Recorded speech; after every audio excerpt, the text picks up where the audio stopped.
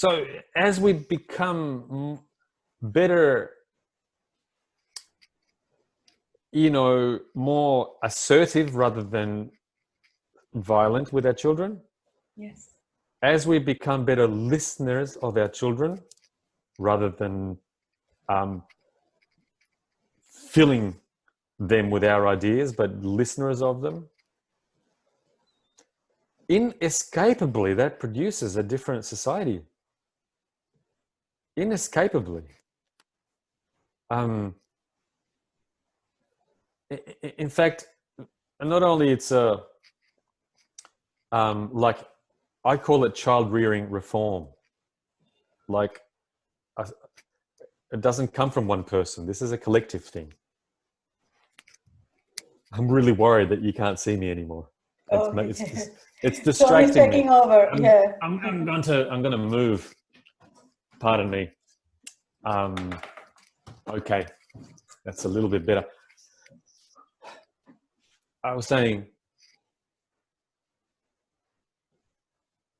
it's not only what I think is the most powerful form of social activism, it's the necessary one.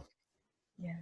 We can't change things from top down. Better laws.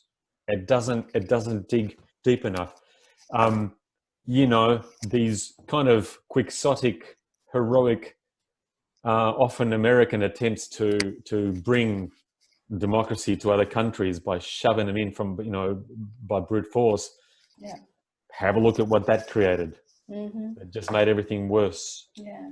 And it's not just democracy that I value, because very demonstrably it ends wars.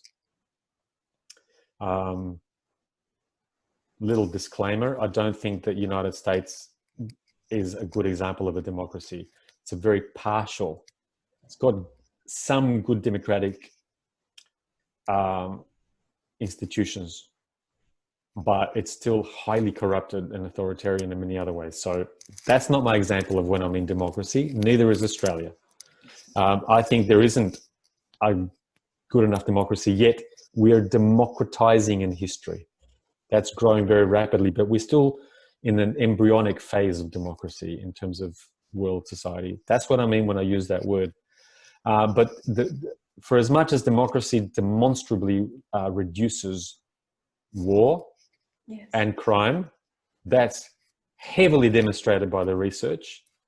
And it's growing, in terms of historical time, it's growing very, very rapidly around the world. Unfinished business, but it's growing. And it's driven by the democratization of childhood, slowly, slowly, slowly.